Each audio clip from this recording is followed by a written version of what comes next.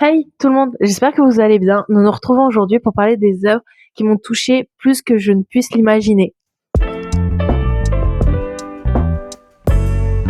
C'est vraiment une grosse introspection de moi-même. J'ai énormément réfléchi aux œuvres que je pouvais mettre et j'ai décidé en fait surtout de vous parler des œuvres où mes proches, ma famille, m'associent assez rapidement sur celle-ci.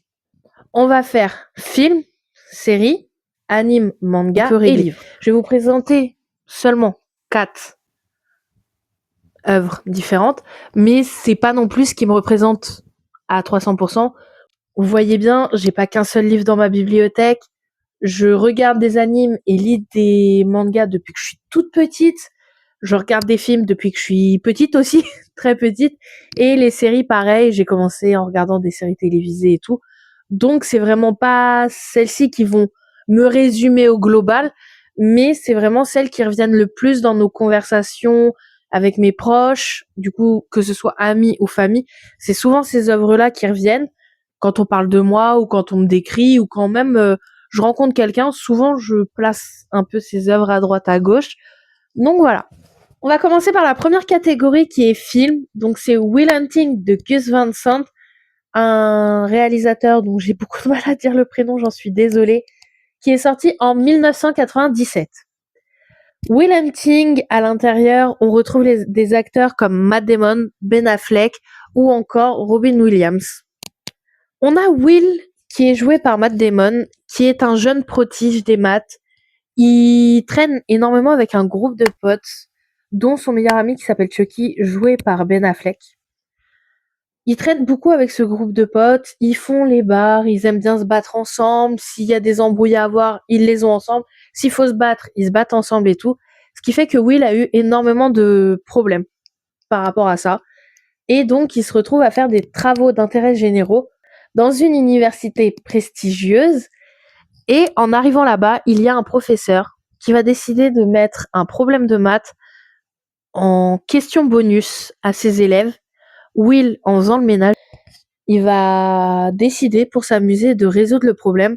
Et à partir de là, le professeur va s'intéresser énormément à Will pour les raisons qui l'ont poussé à avoir des heures d'intérêt généraux. La justice dit au professeur ok, mais il doit avoir un psychologue, et il va finir par voir le psychologue Sean, qui est un des amis du professeur, qui est joué par Robin Williams. Et à partir de là, on va avoir une interaction entre Will et Sean.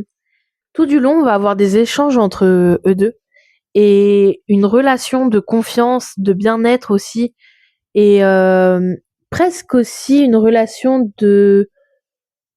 ce serait peut-être un peu abusé de dire père et fils, mais quasiment en fait. Et il y a vraiment énormément d'échanges entre eux deux que j'aime particulièrement.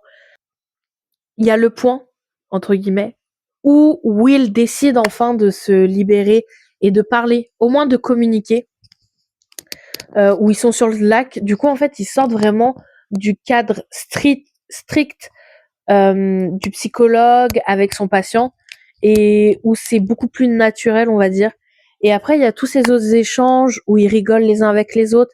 Il y a surtout cette scène où Sean raconte un match de baseball à, à Will, et ils sont vraiment à fond dedans et tout.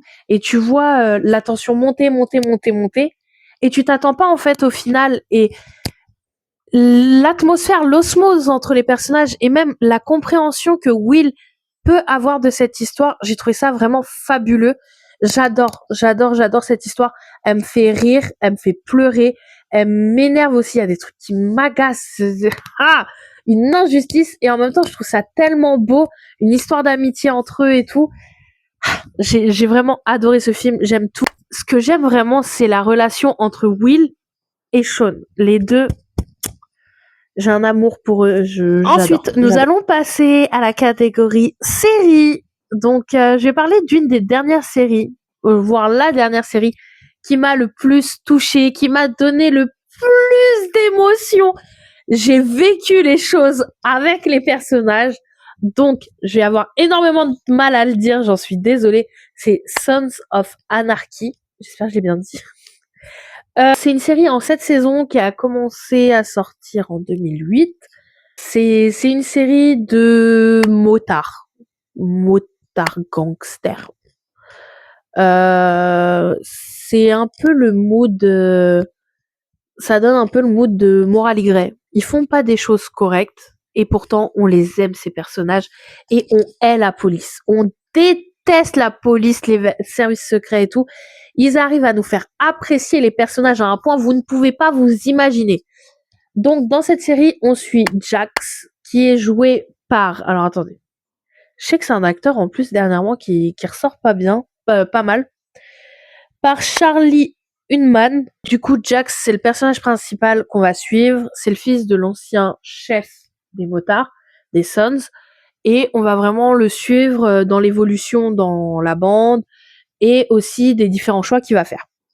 Gemma, c'est la maman de Jax. C'est un personnage que j'adore détester, mais vraiment, elle me fait sortir de mes gonds. Et pourtant, j'ai pas envie qu'on lui fasse du mal. Si par exemple, quand Jax, il va lui lancer des petits pics, des petits trucs pour lui faire du mal, ça va pas me déranger outre mesure parce qu'il l'aime, c'est sa maman et tout. Voilà, il l'aime quand même. Mais d'autres personnages, moi je veux pas qu'il la touche, je veux pas qu'il lui fasse du mal. Et dans une des saisons, il va lui arriver un truc horrible, vraiment trigger. Il va lui arriver un truc horrible et j'étais tellement énervée, c'est fou. Cette série, elle me fait vivre des choses, mais vous pouvez pas vous imaginer. On a Ray, joué par Ron Perlman. Je vous mets une photo. Ah oui, on le retrouve aussi dans Blade. Et il joue un personnage dans Blade et tout. Je vous mettrai les différents rôles. C'est un personnage mythique des méchants. Voilà. Pour moi, il joue toujours un rôle de méchant. J'ai l'impression quasiment 95% du temps, le peu de fois où je l'ai vu, cet acteur, il joue un méchant. Mais il joue tellement bien. C'est un personnage là, par contre, je l'aimais pas et je ne voulais pas l'aimer. Clay, j'avais juste envie de le cogner. Vraiment, l'acteur est génial parce qu'il fait vraiment ressentir énormément d'émotions envers ce personnage. Il y a Théo Rossi, du coup, qui joue Juice, que j'ai adoré. C'est un petit nouveau chez les Sons au tout début. Et il est un peu déjanté, il est un peu barjot. Et quand tu le suis, tu découvres en fait le pourquoi du comment. Tu découvres aussi son évolution. Et je trouve que c'est un personnage qui a extrêmement bien évolué, mais qui, dans les dernières saisons, a été mal géré. Voilà, c'est un personnage qui avait tellement de potentiel et qui a été mal géré. J'en suis tellement triste. Donc vraiment, je l'ai aimé en flèche. Et puis c'est redescendu parce que je trouve, je sais pas, il manquait quelque chose, ou il y avait trop, je sais pas trop, mais c'est un personnage aussi qui a énormément souffert, malheureusement. C'est un jeune qui était perdu, qui avait besoin d'un modèle, et malheureusement, il n'a pas suivi à la lettre les conseils de ce modèle, Chips, voilà, qui est joué par Tommy Flanagan, je sais pas si ça se prononce comme ça, mais c'est un personnage Chips que j'aime. Je l'aime de tout mon cœur, c'est mon personnage préféré. J'aurais pu dire Opie et tout, mais vraiment lui, il était là à la toute première saison. On le voyait quasiment pas du tout. Et il a su se faire une place petit à petit dans la série. Et j'ai trouvé ça fabuleux. C'est un personnage qui, certes, il est dans un gang et tout, ok, mais il a du cœur, il a de la répartie, il a des convictions fortes. Et malheureusement, Juice a pas été avec lui assez rapidement et ne l'a pas assez écouté.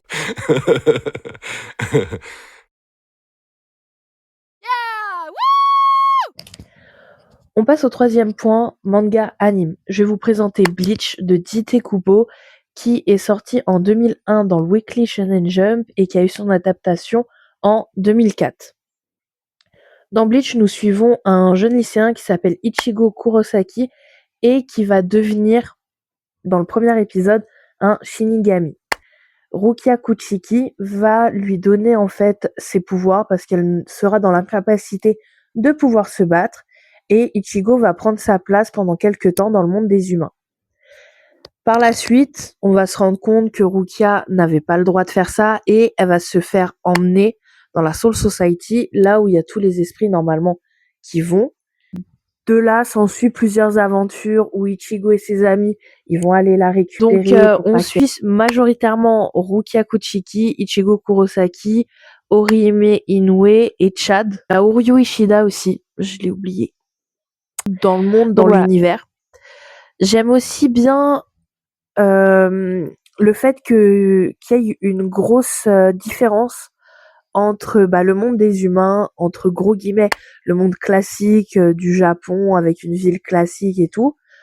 La Soul Society qui est très carrée, qui est très droite, tout est rangé dans le même ordre et tout, et où il y a beaucoup d'inégalités sociales aussi. Il y a vraiment une grosse dénonciation sur ça que je trouve géniale et super bien faite aussi, en tout cas au début de l'anime et du manga. Un monde vraiment très militaire, on va dire, très strict, très militaire, que je trouve très bien fait. Et bien sûr, on a le Uekomundo qui est très solitaire, très loi de la jungle, on va dire. Et pouvoir voyager dans ces différents mondes, c'est assez intéressant, et voir aussi l'évolution des personnages principaux dans ces mondes, j'ai trouvé ça vraiment super intéressant. La dernière qui est sortie, je crois, en 2015, 2016, où à partir de là, ça s'est essoufflé et même ça devait annuler la fin et tout. Mais ouais, ça devait s'arrêter, alors que je trouve que cette partie, je crois que c'est la partie des Fullbringers, elle est extrêmement bien. Moi, c'est une partie, j'ai du mal parce que c'est une partie qui me fait vraiment énormément pleurer, voir le désespoir d'Ichigo. En fait, je trouve vraiment, c'est une partie où il y a une évolution avec le personnage principal. Importante. Il y a vraiment, je pense aussi le fait que ce soit un sujet beaucoup plus dur, beaucoup plus mature en quelque sorte. Je pense que ça a joué sur le fait que ça n'aille pas plu, parce que ça parle quand même d'un jeune adulte, qui perd ses amis petit à petit, qui perd confiance en fait en sa famille même, et qui comprend pas le pourquoi du comment ça se passe, et il est désespéré. Et il y a vraiment un moment, moi j'arrête pas de pleurer. Je sais ce qui se passe et tout, mais je fais que pleurer quand je sais que ça va arriver. Le moment où il se fait poignarder. Et il pense que c'est son père qui l'a poignardé et tout. Enfin, et vraiment, il y a un peu la métaphore du couteau dans le dos et tout. Enfin, on va passer à la dernière catégorie qui est la catégorie livre. Ça a été la catégorie, je pense, la plus compliquée pour moi, parce que je pouvais parler de beaucoup de livres différents. Un des livres qui revient le plus, voire le livre qui revient le plus, en tout cas c'est une saga, c'est la saga ACOTAR. Alors ACOTAR, c'est un palais d'épines et de roses, c'est une réécriture de contes de La Belle et la Bête. Mettez des guillemets, ouais, ça peut ressembler à peu près. Donc on suit Fer qui est la deuxième fille d'une famille. Et c'est la seule qui part chasser pour essayer de nourrir sa famille. Et un jour, elle va partir chasser, elle va tuer un loup énorme. Il va vraiment être énorme, le loup. Elle va réussir à le tuer et elle va l'emmener au marché pour récolter des pièces et tout. Elle va se dire, c'est bizarre, ce loup, on dirait un faé, faut que je fasse attention et tout, ça peut être dangereux. À savoir, le monde des humains est coupé par un énorme mur qui les protège des failles normalement. Du coup, elle va rentrer et il y a sa porte qui va se faire littéralement sortir de ses gonds par une créature, une énorme bête qui va lui dire: t'as tué mon serviteur, mon garde, t'as tué mon ami, tu viens avec moi, t'as pas le choix. Tu vas être emprisonné avec moi, tu n'as pas le choix. Du coup, elle est emmenée à la cour et elle va vivre un peu comme une princesse, elle va découvrir les trucs. Elle est prisonnière sans être vraiment prisonnière. Et elle va se rendre compte que son geôlier est quand même pas mal attirant. Il vit avec un monsieur qui s'appelle Luciane. Elle va se rendre compte quand même qu'il y a des trucs qui sont bizarres. pas normale et mais elle va pas trop prêter attention. Ça, c'est vraiment le tome 1 est lent et très contemplatif, très apprécie ce qui se passe au moment que ça se passe. Après, il y a beaucoup de choses qui se passent qu'elle apprécie pas et pourtant elle fait pas grand-chose parce que pour la première fois de sa vie, elle a pas besoin de se battre pour avoir de la nourriture ou autre. La saga ACOTAR, je l'ai bouffée en à peu près un mois, en 2023. Mais il y a un tome sur les 5 que j'ai lus que j'ai surkiffé. Quand je pousse les gens à lire cette saga, souvent ils me demandent oui, c'est lequel ton préféré et tout, parce que moi je leur dis ouais, le tome 1, ok, il est bof, mais poussé parce que je pense que à partir du tome 2, vous allez préférer, et voire même votre préféré, ce sera le tome 2. Souvent on me demande c'est lequel mon préféré, et moi je réponds le tome 3, un palais de cendres et de ruines, c'est mon tome préféré. Et souvent on me demande oui, mais pourquoi c'est lui ton tome préféré? Si dans le tome 2, c'est là où il y a la romance, c'est là où il y a ci, il y a ça. Là, dans ce tome-là, les relations sont fixées. En quelque sorte, elles sont vraiment fixes. Et en fait, on sait qu'il y aura pas de rebondissement, de oui, mais finalement j'aime lui, machin. Non, non, il n'y a pas de ça.